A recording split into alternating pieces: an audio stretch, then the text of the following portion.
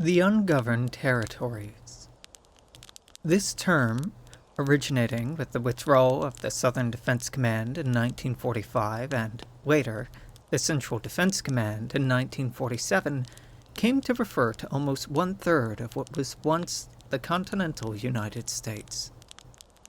Stretching from Montana and Minnesota in the north to New Mexico and Texas in the south, this vast swath of American heartland became abandoned by both the American government in the east and the Pacific government in the west. While we have briefly explored the fates of states like New Mexico, Colorado, Montana, and Wyoming in joining themselves to the nascent Pacific states of America, as well as the fall of the United States Defense Commands based out of Texas and Iowa, today we will take a look at 5 more states from the beleaguered Great Plains: Oklahoma, Kansas, Nebraska, the Dakotas, and Minnesota.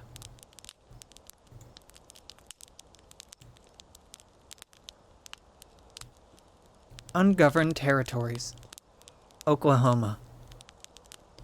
Following the withdrawal of the Southern Defense Command in May of 1945, the defense of the state of Oklahoma fell to the Oklahoma State Guard. Evacuation efforts persisted through 1946, but by 1947 the state had fallen to chaos and devastation. What security, order, and social structure remained was that maintained by a coalition of several dozen First Nations, led by the 5 tribes: the Cherokee, Choctaw, Muskogee, Chickasaw, and Seminole nations.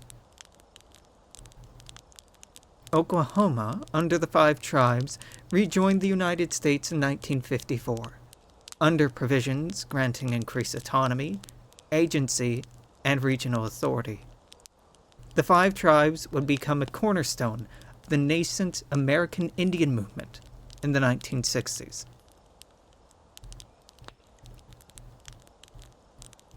Ungoverned Territories. Nebraska.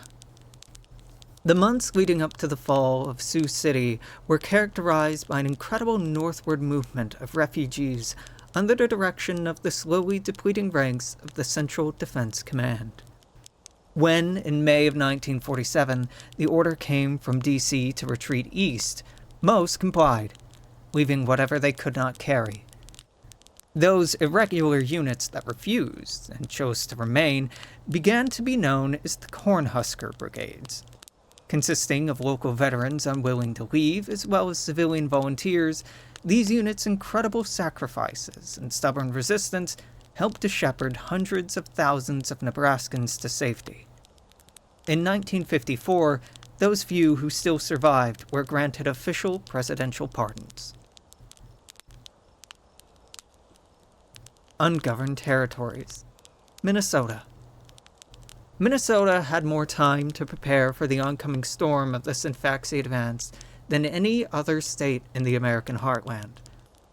By the time that the Mississippi tendril had pierced into the heart of Minnesota, the stubborn defenders that chose to remain had years to prepare to defend the now encircled Twin Cities of Minneapolis and St. Paul. The result was a protracted siege lasting almost 2 years. As ground was lost in Chicago, less aid made its way to Minnesota, eventually stopping entirely. When American soldiers arrived from the east in late 1949, they were met not with the tomb of a city, but rather with the hungry jeering and teasing of the surviving members of the Minnesota National Guard. Ungoverned Territories. Kansas. The defense of Kansas had been abandoned months before the Central Defense Command collapsed on May 7, 1947. Topeka and Kansas City had been overrun by the Missouri River tendril as a second tendril snaked its way through central Kansas, isolating and encircling Wichita. The war machines pushed north, leaving the city of once over 180,000 souls to the encroaching Synfaxi outgrowths. 7 years later, when advanced units of American forces were finally able to cut through the swath of desiccated remains of outgrowths, they found the diminished city to be host to something miraculous. Survivors. Harrowed and haunted, their stories became a symbol of American tenacity, surviving the unsurvivable. Ungoverned territories. The Dakotas. As states to the south fell, many citizens of the Dakotas fled west to the Rockies, north to Manitoba, or east to the Great Lakes. When the Americans left, the Oceti-Sakowin did not run. When the Missouri tendril wormed its way through to the north, the Oceti-Sakowin did not run.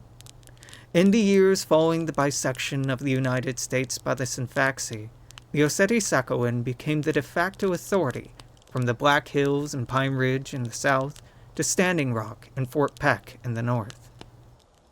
When, in 1954, the Oceti-Sakowin rejoined the United States, it was under provisions granting considerable autonomy. By the 1960s, the nation would become a leading partner in the American Indian movement.